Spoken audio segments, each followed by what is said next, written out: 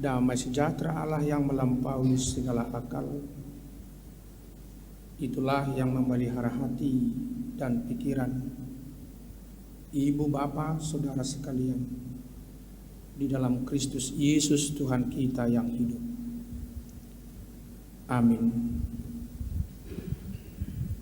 Ibu bapak saudara yang dikasihi Tuhan, kita yang berbahagia berkumpul di rumah Tuhan sore hari ini, maupun ibu bapak saudara yang sedang mengikuti ibadah ini secara live streaming di tempat masing-masing di minggu kedua setelah Epifanias. Hari ini firman Tuhan menyapa kita secara bersama-sama maupun secara pribadi.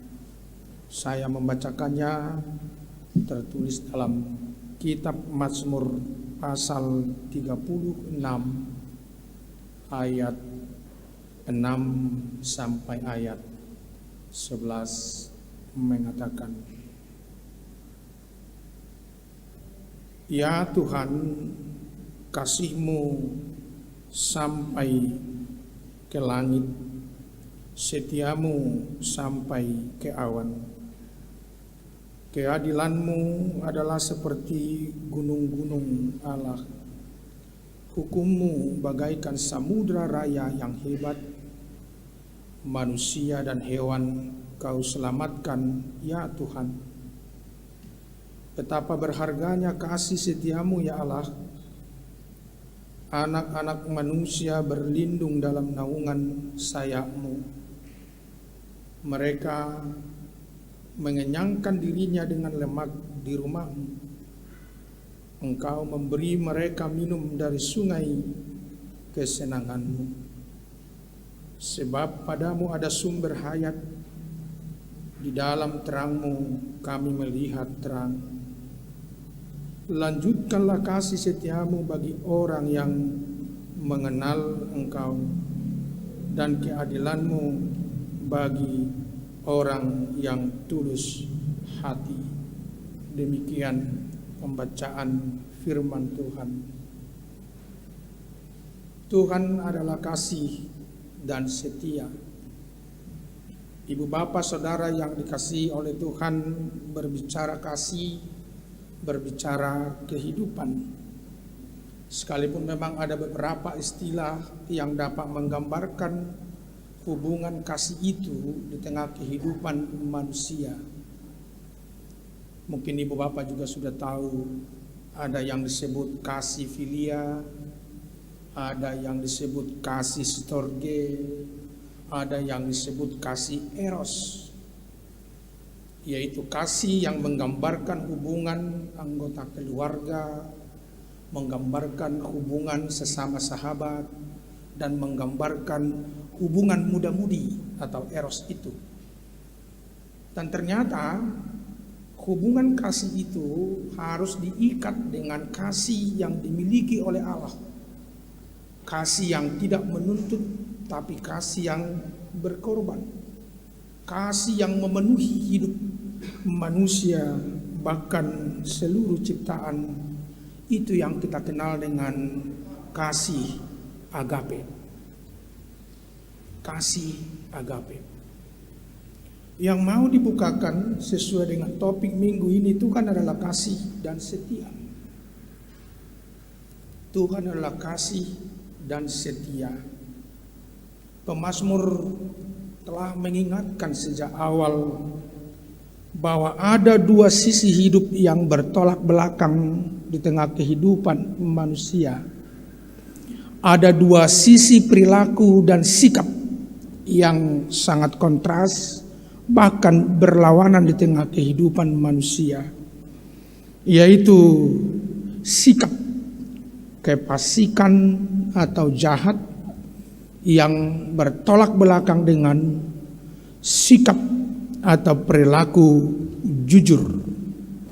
Maka kitab Mazmur seperti ibu bapak saudara-saudara sejak awal telah mengingatkan di Mazmur pertama ayat pertama dikatakan, berbahagialah orang yang tidak berjalan menurut nasihat orang fasik, yang tidak berdiri di jalan orang berdosa, dan yang tidak duduk dalam kumpulan pencemooh.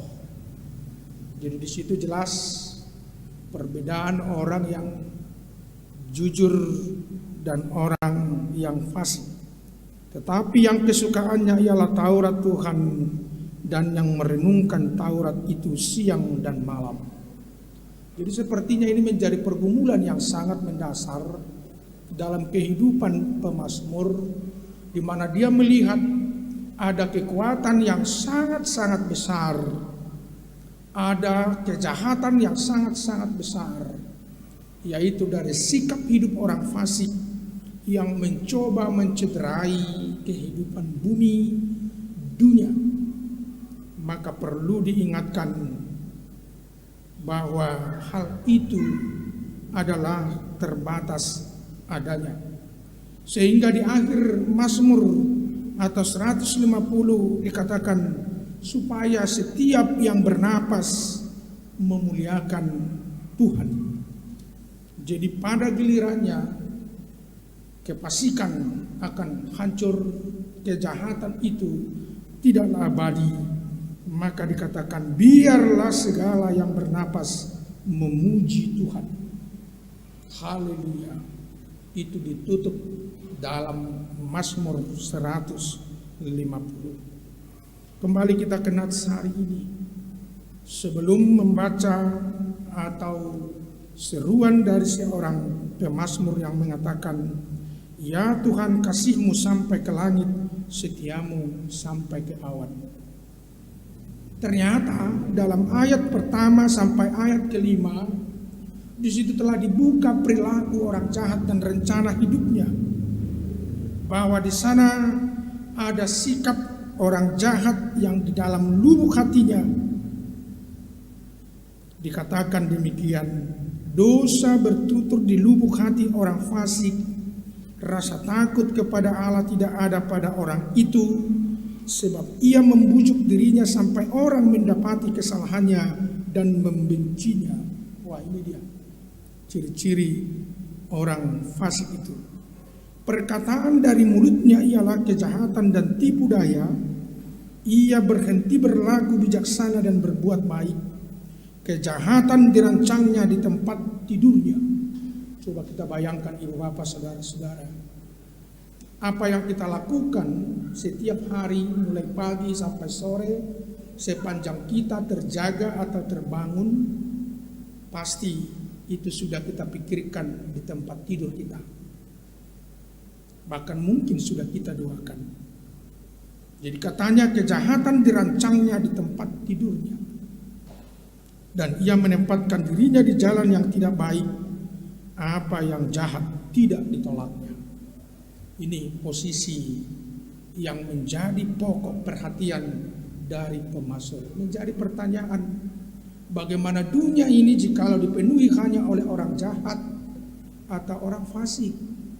Bagaimana hidup dunia ini kalau orang-orang fasik sampai bersaksi dan melakukan kejahatan itu, bahkan mengatakan Tuhan itu tidak ada.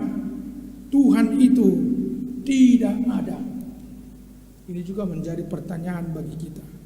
Apakah betul Tuhan itu tidak ada?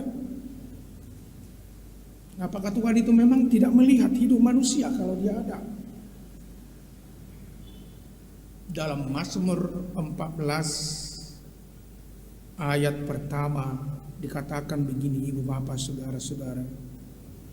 Untuk pemimpin biduan dari Daud, orang bebal berkata dalam hatinya, tidak ada Allah.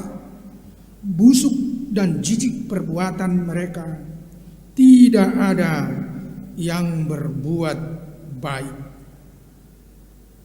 Dan dilanjutkan dalam ayat 2. Tuhan memandang ke bawah dari surga kepada anak-anak manusia untuk melihat apakah ada yang berakal budi dan yang mencari Allah.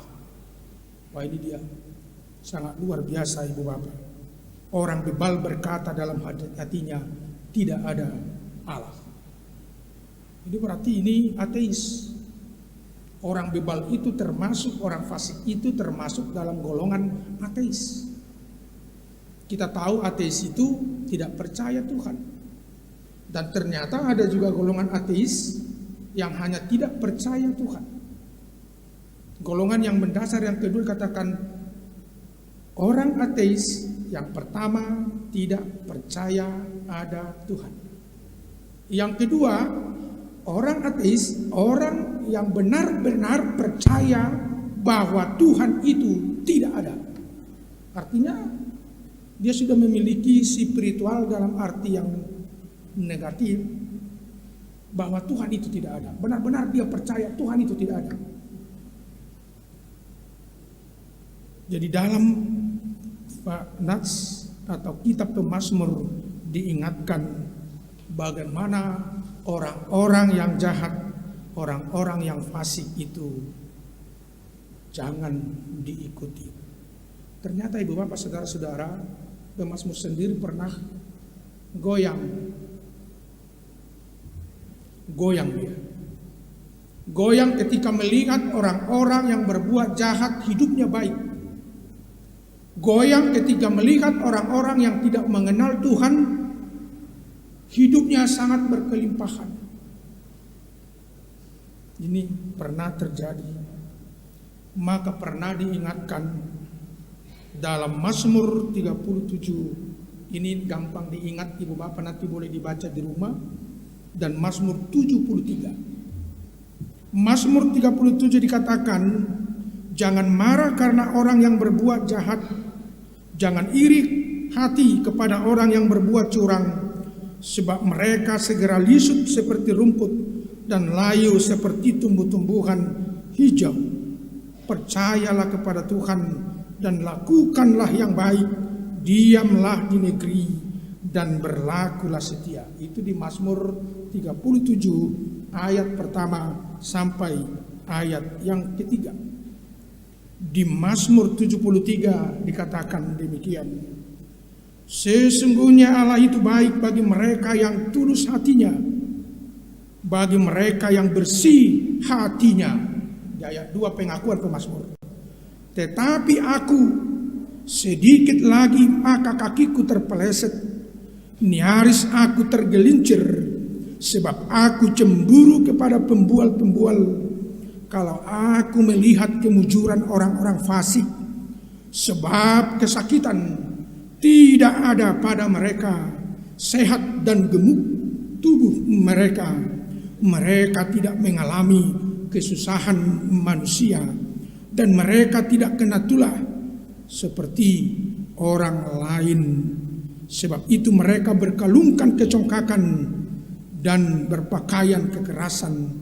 Karena kegemukan kesalahan mereka menyolok, hati mereka meluap-luap dengan sangkaan dan seterusnya dan seterusnya.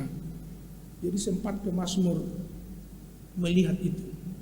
Ternyata sepertinya lebih enak ya berbuat dosa, kira-kira begitu. Ternyata lebih enak ya berbuat jahat, kira-kira begitu. Karena orang-orang yang jahat itu ternyata gemuk, hidupnya sehat. Tapi tadi diingatkan di Mazmur 37, sebab mereka segera lisut seperti rumput dan layu seperti tumbuh-tumbuhan hijau. Percayalah kepada Tuhan dan lakukanlah yang baik. Diamlah di negeri dan berlakulah setia. Maka ibu bapak saudara-saudara yang mau dibukakan melalui Nats hari ini dari Mazmur 36 ayat 6 sampai 11. Yang pertama, pemazmur mau menyemangati dirinya. Itu yang pertama. Dia mau menyemangati dirinya. Yang kedua, pemazmur mau menyemangati sesama manusia. Bahwa sekalipun ada kefasikan, ada kejahatan yang mencoba mau menunjukkan kuasanya seakan lebih kuat dari setiap perjalanan bumi yang dituntun Tuhan ini. Tapi kasih setia Tuhanlah yang paling besar. Lalu yang ketiga, pemazmur mau membukakan bahwa Tuhan itu sangat mengasihi semua manusia, bahkan seluruh ciptaan. Jadi mau dikatakan menyemangati diri, menyemangati sesama, dan melihat Tuhan mencipta segala sesuatu. Dia mengasihi semuanya, manusia dan ciptaan. Maka dikatakan dalam ayat 6 dan ayat 7, ya Tuhan, kasih-Mu sampai ke langit, setiamu sampai ke awan, keadilan-Mu adalah seperti gunung-gunung Allah, hukum-Mu bagaikan samudera raya dan hebat, manusia dan hewan Kau selamatkan ya Tuhan. Jadi yang mau dikatakan, kalau kenakalan orang-orang fasik, kejahatan orang-orang fasik itu tidak seberapa dibandingkan dengan kasih setia Tuhan. Jadi kasih Tuhan itu tidak terbatas, tidak dibatasi waktu, tidak dibatasi tempat. Ketika dikatakan kasih-Mu sampai ke langit dan setiamu sampai ke awan, itu mengatakan betapa tingginya kasih Tuhan itu, betapa Dia sangat melihat dan memahami perbuatan-perbuatan manusia itu. Dia adalah adil, dan katanya Allah itu keadilannya seperti gunung dan hukumnya seperti samudra raya yang hebat. Gambaran gunung itu adalah gambaran kekuatan yang kadang di satu sisi tidak terprediksi. Bagaimana kapan gunung meletus, kapan gunung erupsi, kita tidak tahu. Tapi jangan salah, dari gunung itu sendiri sumber kebaikan betapa banyaknya. Sumber air, sumber mineral, sumber segala kebutuhan banyak dari gunung. Artinya air mengalir dari gunung sampai ke laut. Dari sumber mata air, dari sumber kekuatan itu. Seperti itulah Tuhan, sumber kehidupan bagi manusia, mencukupkan semua kebutuhan manusia. Dan dikatakan hukumnya bagaikan samudra raya yang hebat. Mungkin di sini ada pelaut. Bagaimana ganasnya ombak di laut sana. Sebesar apapun saya, sebesar apapun kapal yang melewati laut ketika di pelabuhan sangat besar, tapi setelah di tengah laut itu tidak seberapa, bahkan hanya seperti titik yang diombang-ambingkan oleh samudra raya. Artinya keadilan Allah itu ibarat samudra raya yang sangat kuat, yang tidak dapat dibandingkan dengan apapun. Karena keadilannya itu dahsyat, dapat menegakkan kebenaran dan merontokkan segala kejahatan.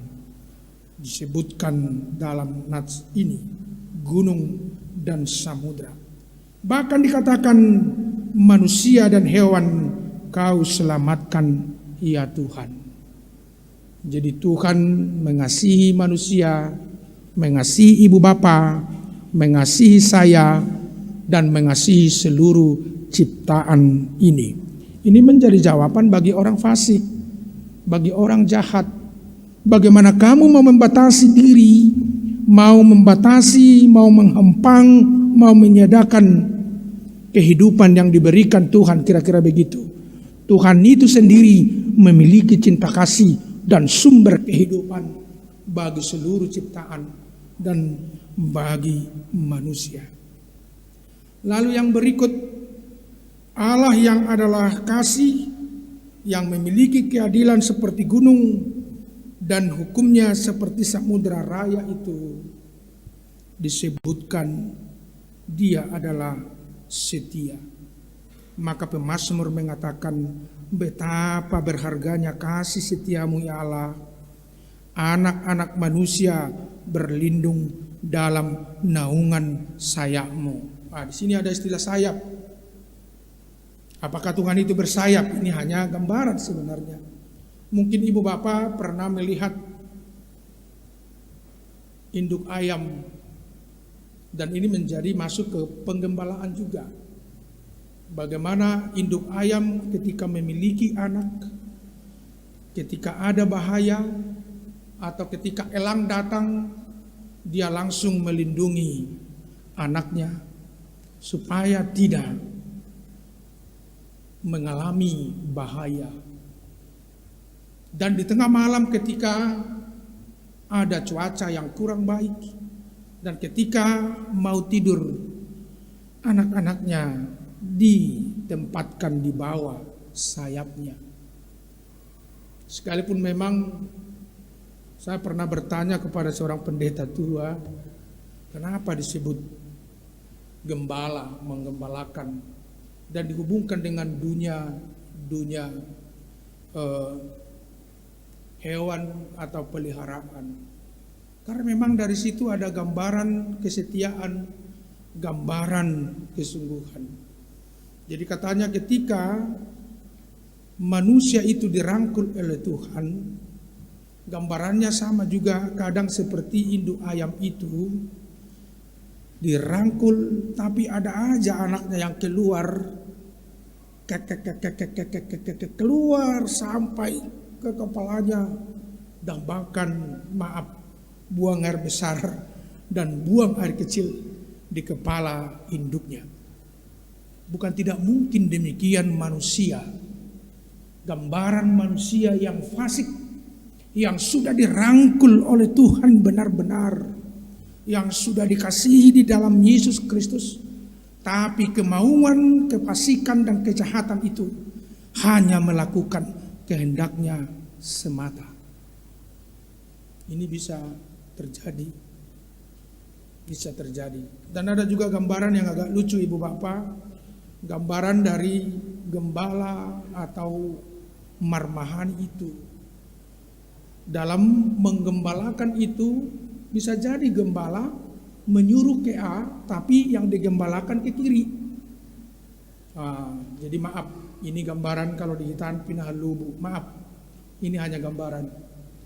Kalau Pinahalubu disuruh masuk ke keranjang, dia tidak masuk. Coba didorong dia mau masuk ke keranjang, dia tidak mau.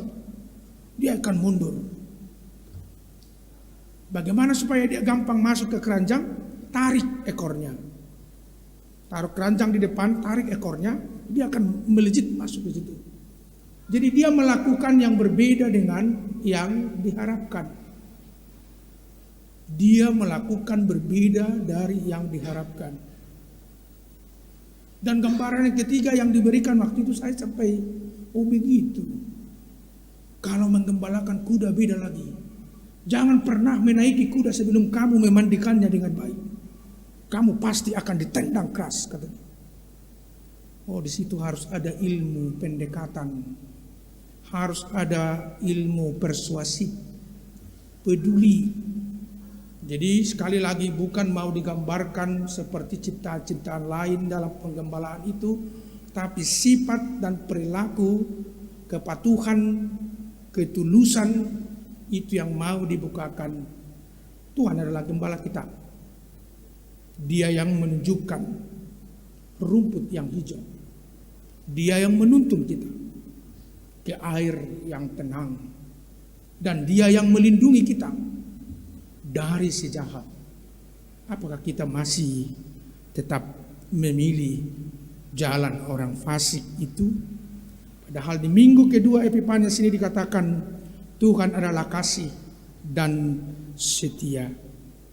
Lalu disebutkan seperti dalam ayat 9 dikatakan, orang-orang yang ada di naungan sayap Tuhan, gambaran disebutkan, anak-anak manusia berlindung dalam naungan sayap-Mu.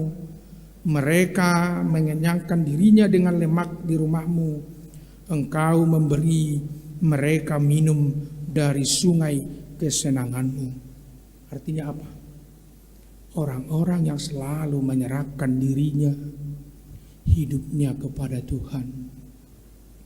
Orang-orang yang selalu berseru dan selalu berteriak kepada Tuhan di tengah pergumulan hidup masing-masing.